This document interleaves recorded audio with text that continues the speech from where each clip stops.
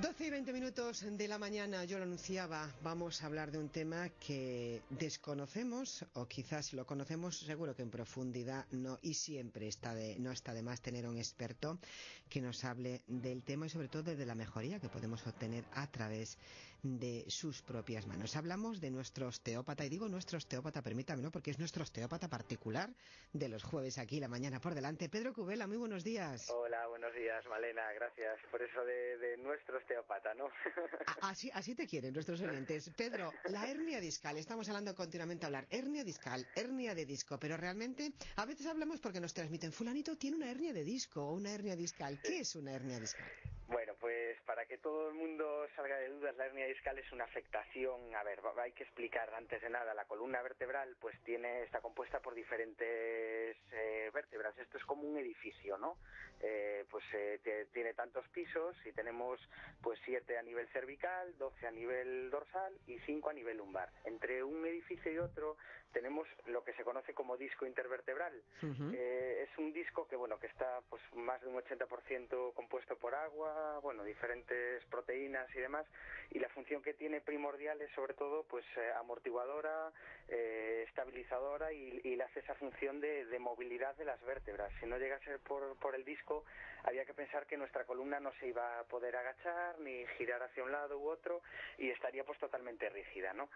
Entonces pues eso es la función del disco. Ahora bien, pasado cierto tiempo, pasadas diferentes trabajos nocivos de carga, de mala carga, de deformidades o alteraciones de la estructura, lo que llevan es a una degeneración de ese disco y por ende pues puede aprisionar o comprimir las raíces que salen justamente pegadas a la columna vertebral, y eso es lo que provoca pues las alteraciones neurológicas, la ciática, pues todos los problemas que generalmente suele acarrear el tener una hernia de disco, sobre todo a nivel lumbar o cervical, que es donde es el área donde más se suele aparecer, en estas regiones, en la parte baja de la espalda y en el cuello.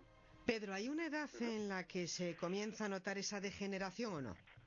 Bueno, a partir de los 30 años, en teoría, comienza pues una fase incipiente de degeneración. Si bien es verdad que todo está un poco supeditado al tipo de trabajo que hagamos, pues un poco como comentaba ahora, ¿no? A las cargas que manejemos, cómo las manejemos, el sedentarismo, la alimentación es fundamental, porque es fundamental, y sobre todo la ingesta de líquidos.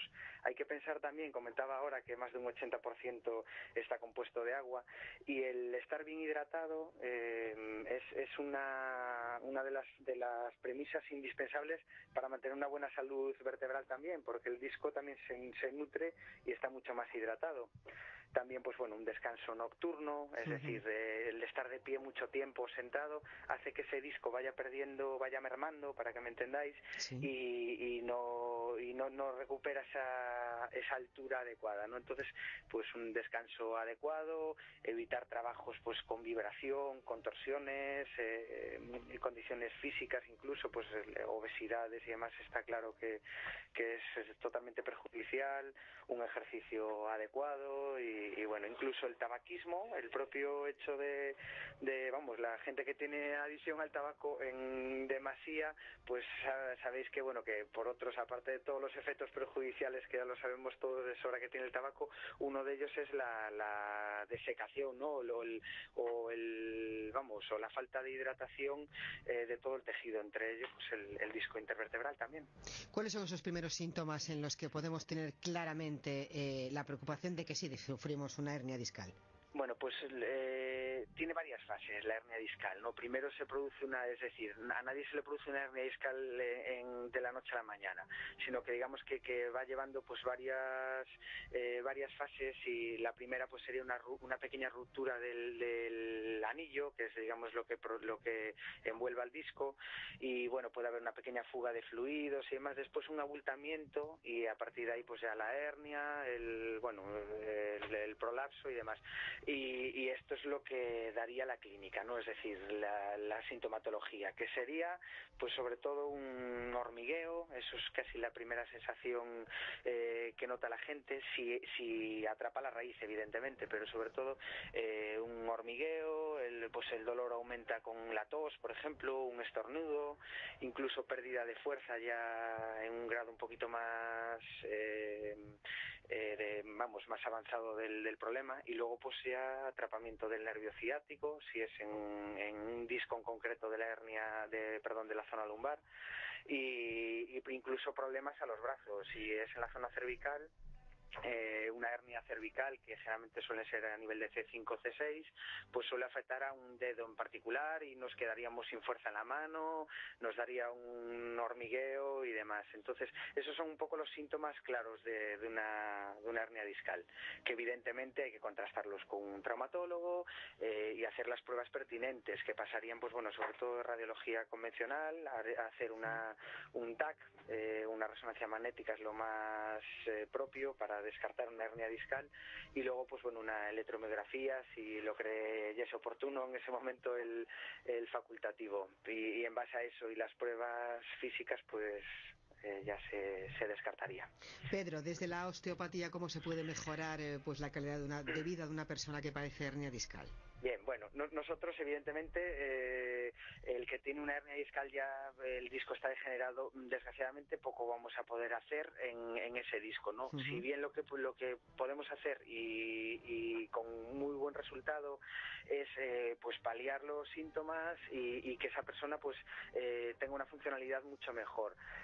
Hay muchas técnicas, diferentes manipulaciones que ejercemos a nivel lumbar, incluso tracciones, traccionando los pies, la región lumbar, precisamente para quitar esa presión de la que comentaba antes, que se manifiesta en ese segmento en concreto. Uh-huh. Entonces, pues mucha tracción, movilidad y sobre todo, pues bueno, educar al paciente con unos hábitos posturales idóneos y bueno, y que evitar que se repita a la medida de lo posible.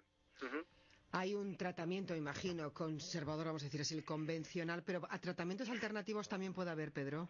Bueno, hay muchos, a ver, quiero decir, igual que la cirugía, quiero decir, la cirugía es el tratamiento, digamos, más drástico y más fácil, por así decirlo, para el paciente, pero si bien es cierto que cada vez hay muchos más estudios acerca de los tratamientos en hernias discales, y de operar, pues solo es de un 2 a un 5% aproximadamente, y de hecho es muy perjudicial operar una hernia que no es operable, como, ojo, también no operar una que sí que es quirúrgica, ¿no? Entonces eso quien lo tiene que decidir es el médico en su momento y demás.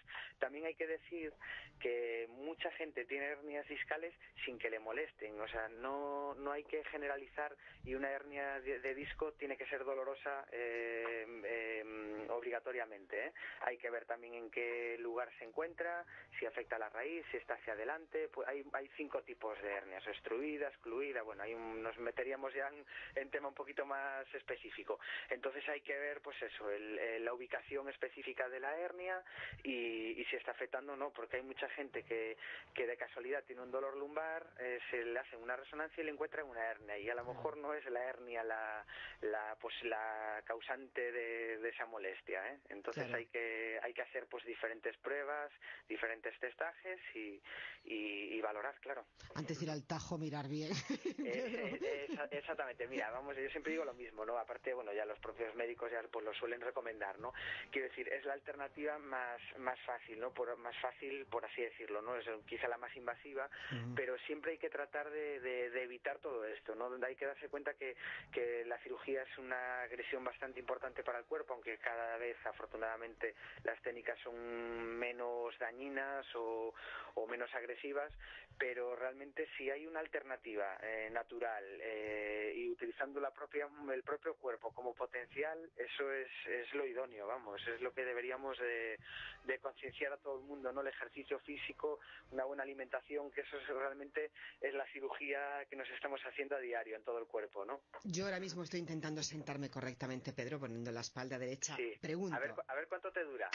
Ni 30 segundos. Porque... Influye, por ejemplo, tener una buena higiene en la postura y mantenerte pues haciendo ejercicio en buenas condiciones físicas te ayuda a evitar una posible hernia discal. Por supuesto, y bueno, hay que darse cuenta que ahora pues los trabajos, como el tuyo, me imagino, estar sentada todo el día o detrás de un ordenador, un micrófono, cada vez somos más sedentarios y ese disco que la función que tienes de movilidad se está deshinchando, para que me entendáis, ¿no? Entonces pues vienen muchísimos problemas, lumbares, sobre todo de cervicales, por estar en una posición mantenida pues durante 6 u 8 horas diarias, cogiendo teléfono, mirando una pantalla con la cabeza girada y bueno, pues imagínate la repercusión negativa que puede conllevar eso, claro. Nada, me apunto a un gimnasio. Yo le invito a todos nuestros oyentes que entren en la página web www.clinicadelmasaje.com con Pedro Cubela. ¿Nosotros qué podemos hacer por ustedes? Pues tener a Pedro todos los jueves como procuramos tener en la mañana por delante. Pedro, tengo que decirte una cosa, el próximo programa tengo que trasladarte preguntas, que hay preguntas. Muy bien, pues nada, que bienvenido sea y vamos, y a ver si el programa lo hace la gente, o sea que manden claro. Propuestas e iremos sacando diferente temática que yo creo que bueno que puede interesar a todo el mundo, temas relacionados con la salud. Un abrazo y que disfrutes mucho de este puente. Muchas gracias, Malena, igualmente, hasta luego. Hasta luego.